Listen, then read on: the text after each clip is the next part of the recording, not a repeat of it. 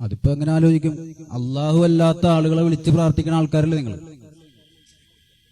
പ്രത്യേകിച്ച് ഇമാം നവവി റളിയല്ലാഹു അൻഹുവിന്റെ ഒരു ഗ്രന്ഥത്തിന്റെ ഒരു പരിഭാഷ ഞാൻ കണ്ടായിരുന്നു. ഒരാൾ നിസ്കരിക്കാൻ നിൽക്കുമ്പോ അതിന്റെ മുന്നിൽ ഒരു മറ വേണം എന്നൊരു സുന്നത്തുണ്ടല്ലോ. ആ മറ ഒരു തൂണാണെങ്കിൽ ആ തൂണിന്റെ നേരെ പോലും നിൽക്കാൻ പാടില്ല, അവരല്പം തെറ്റി നിൽക്കണം. കാരണം അത് ഒരു ബിംബമായി ചിലപ്പോൾ കണ്ടേക്കാം, അല്ലെങ്കിൽ മനസ്സിൽ അങ്ങനെ ചിന്ത വന്നേക്കാം. അങ്ങനെ ഒരു സാഹചര്യത്തിൽ ഈ ഖബറുകളുടെയൊക്കെ അടുത്ത് പോയി നിന്നിട്ട് ഖബറിന്റെ മുമ്പിൽ നിന്ന് വിളിച്ചു പ്രാർത്ഥിക്കുന്ന ഒരു വിഭാഗത്തിന് ഏത് തരത്തിലാണ് പിന്നെ മുസ്ലിമായിട്ട് അംഗീകരിക്കുക? അപ്പൊ അത് വിശദീകരിച്ച് ആ കാര്യം പറയേണ്ടതുണ്ട്. ബിസ്മില്ലാഹിർ റഹ്മാനിർ റഹീം. അൽഹംദുലില്ലാഹി റബ്ബിൽ ആലമീൻ വസ്സലാത്തു വസ്സലാമു അലാ അഷ്റഫിൽ മുർസലീൻ വഅലാ ആലിഹി വഅസ്ഹാബിഹിൽ ഫായിസീൻ. അമ്മാ ബഅദ്. നിങ്ങളെ ചോദ്യത്തിന് അതേ ചോദ്യം കൊണ്ടാണ് ഞാൻ മറുപടി പറയുന്നത്. നിസ്കരിക്കുന്ന സന്ദർഭത്തിൽ മുന്നിൽ ഒരു തൂണ് അല്ലെങ്കിൽ ഒരു കോല്, ഒരു മരം, അങ്ങനെയൊക്കെ മുന്നിൽ ഉണ്ടാവണം, ഒരു മറയുണ്ടാവണം. അത് ഒരു തൂണാണെങ്കിൽ അല്ലെങ്കിൽ ഒരു മരമാണെങ്കിൽ ആ മരം ആ തൂണിലേക്ക് തിരിയുമ്പോ നേർക്ക് നേരെ തിരിയരുത്. എന്താ? ഇമാം നബവി പറയാണ്, അങ്ങനെ തിരിയുമ്പോ ബാക്കിൽ നിന്നൊരാൾ ഇത് കാണുമ്പോ അയാൾ ഊഹിക്കുകയാണ്, ഈ മനുഷ്യൻ ഈ തൂണിന് അല്ലെങ്കിൽ ഈ മരത്തിനാണോ ആരാധിച്ചു പോകുന്നത് എന്ന ഒരു ഊഹം വരെ ഉണ്ടാവാൻ പാടില്ല. അതുകൊണ്ട് എന്തു വേണം? അങ്ങനെയുള്ള തൂണിന്റെ മുമ്പിൽ നിസ്കരിക്കുമ്പോൾ ആ തൂണിന്റെ നേർക്ക് നേരെ നിൽക്കാതെ അല്പം വലത്തോട്ടോ അല്ലെങ്കിൽ അല്പം ഇടത്തോട്ടോ ആയി, തൂൺ അവന്റെ ഇടത്തുഭാഗത്ത് അല്ലെങ്കിൽ തൂൺ അവന്റെ വലതുഭാഗത്തായി നിൽക്കണം. അങ്ങനെ നിന്ന് നിസ്കരിച്ചാലേ അത് പൂർണമായ കൂലി കിട്ടുന്ന നിസ്കാരം ആവുന്നുള്ളൂ എന്ന് പറഞ്ഞ മഹാനാണ് ഇമാം മുഹയ്യിദ്ദീൻ നബവി റഹിമഹുല്ലാഹ്.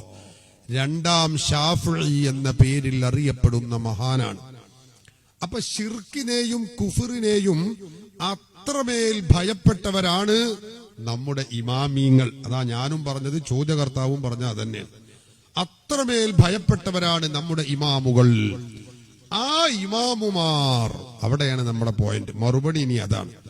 അങ്ങനെ കാർക്കശ്യം പറഞ്ഞ ഇമാമുമാർ ഹബീബായ നബി സല്ലല്ലാഹു അലൈഹി വസല്ലമ തങ്ങളുടെ ഖബറിങ്കൽ ചെന്ന്, ജാറത്തിങ്കൽ ചെന്ന് ചോദിക്കുകയും തവസ്സുല് ചെയ്യുകയും ഇസ്തിഗാസ ചെയ്യുകയും ശഫാഅത്ത് തേടുകയും ചെയ്യുന്നതിനെ കുറിച്ച് അവർ എഴുതി വെച്ചിട്ടുള്ളത് എന്താണ്?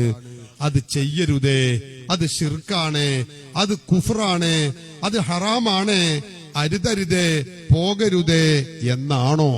അല്ലേ അല്ല. അതാണ് നിങ്ങൾ മനസ്സിലാക്കേണ്ടത്. മഹാനായ മുഹയ്യിദ്ദീൻ നബവി, ഇമാം നബവിയുടെ സ്വന്തം ഗ്രന്ഥമാണിത്. കിതാബുൽ മജ്മൂ', ശറഹുൽ മുഹദ്ദബ് എന്ന പേരിൽ അറിയപ്പെടുന്ന അൽ മജ്മൂ' എന്ന ഗ്രന്ഥമാണ്. ആ ഗ്രന്ഥത്തിന്റെ എന്റെ കയ്യിലുള്ളത് 9ാമത്തെ വാള്യമാണ്. ഈ വാള്യത്തിൽ ഇമാം നബവി റഹിമഹുല്ല പറയുന്നത് എന്താ? ഹബീബായ നബി സല്ലല്ലാഹു അലൈഹി വസല്ലമ തങ്ങളുടെ, ആ നബി സല്ലല്ലാഹു അലൈഹി വസല്ലമ തങ്ങളുടെ ജാറത്തിങ്കലേക്ക് എത്തുന്ന സന്ദർഭത്തിൽ ഒരു സന്ദർശിക്കാൻ സിയാറത്തിന് പോയവൻ എന്തു ചെയ്യണം? ഹബീബായ നബി സല്ലല്ലാഹു അലൈഹി വസല്ലമ തങ്ങളോട് സലാം പറയണം, പിന്നീട് സിദ്ദീഖുൽ അക്ബറിനോട് സലാം പറയണം, പിന്നെ ഉമറുൽ ഫാറൂഖിനോട് സലാം പറയണം. എന്നിട്ട് ഇമാം നബവി പറയാണ്, സുമ്മ യർജിഉ ഇലാ മൗഖിഫിഹിൽ അവ്വലി, പിന്നെ ആദ്യം സലാം പറഞ്ഞ സ്ഥലത്തേക്ക് തന്നെ അവൻ തിരിച്ചു വരണം. എന്നിട്ടോ അവിടെ നിൽക്കേണ്ടത് എങ്ങനെയാണ്? ഖുബാലത വജ്ഹി റസൂലില്ലാഹി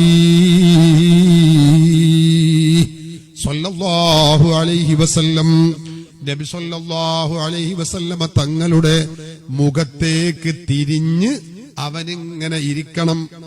അവൻ ഇങ്ങനെ നിൽക്കണം. റസൂലുള്ളാന്റെ മുഖത്തേക്ക് തിരിയാന്ന് പറഞ്ഞ ഖബർ ഷരീഫിലുള്ള റസൂലുള്ളാഹിയുടെ മുഖത്തേക്ക് തിരിഞ്ഞുകൊണ്ട് അവൻ ഭവ്യതയോടെ അവിടെ നിൽക്കണം.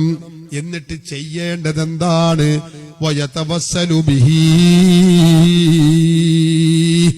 നബി സല്ലല്ലാഹു അലൈഹി വസല്ലമ തങ്ങളെ കൊണ്ട് അവൻ തവസ്സുൽ ചെയ്യണം. കേരളത്തിലെ മുജാഹിദുകളെ പുസ്തകമുണ്ട്, ഈ വിശ്വാസകാര്യങ്ങൾ അല്ലാഹു എന്ന പുസ്തകം. ആ പുസ്തകത്തിൽ പറയുന്നത് എന്താ? നബി സല്ലല്ലാഹു അലൈഹി വസല്ലം മരിച്ചുപോയ മഹാത്മാക്കളെ കൊണ്ട് തവസ്സുൽ ചെയ്യുന്നത് ശിർക്കാകുന്നു. അങ്ങനെ ഒരാൾ തവസ്സുൽ ചെയ്താൽ അവൻ ആരാ? അവൻ ശിർക്ക് ചെയ്തവൻ മുശ്രിക്കാകുന്നു. ആരാ പറയുന്നത്? കേരളത്തിലെ മുജാഹിദുകൾക്ക് തൗഹീദും വിശ്വാസവും പഠിപ്പിക്കാൻ വേണ്ടി KNM പുറത്തിറക്കിയ പുസ്തകമാണ് എന്റെ ഈ കയ്യിലുള്ളത്. ഈ പുസ്തകത്തിലാണ് അവർ പറയുന്നത് അത് ശിർക്കാണ്.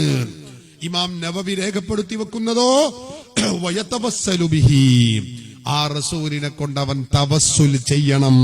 അത് ശിർക്കല്ല, അത് കുഫറല്ല, അത് ഹറാമല്ല, അത് കറാഹത്തല്ല, അത് റസൂലിനോട് കാണിക്കേണ്ട അദബാണ്, അത് സുന്നത്താകുന്നു.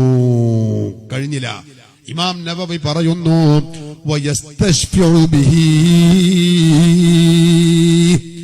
വഫാത്തായ ഖബറിലുള്ള ഹബീബായ നബി സല്ലല്ലാഹു അലൈഹി വസല്ലമ തങ്ങളോട് അവൻ ശഫാഅത്ത് ചോദിക്കണേ. അത് സുന്നത്താണ്, അത് റസൂലിനോട് കാണിക്കേണ്ട അദബാകുന്നു.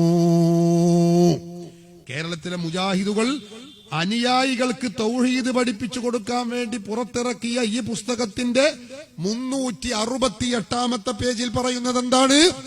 അങ്ങനെ ശഫാഅത്ത് ചോദിക്കുന്നവൻ കാഫിറാണ്, അല്ല മുശ്രിക്കാകുന്നു. അബൂജഹലിനെ പോലെയുള്ള മുശ്രിക്കാണ്. മുജാഹിദ് പറയാ മുശ്രിക്കാണ്. ഇമാം നബവി പറയാ അവൻ മുവഹിദാണ്, അത് തൗഹീദാണ്, അത് സുന്നത്താണ്. നമ്മൾ ആരെ പിന്നാലെ നിൽക്കണം? കഥയറിയാത്ത ആളുകളോടല്ല ഞാൻ സംസാരിക്കുന്നത്.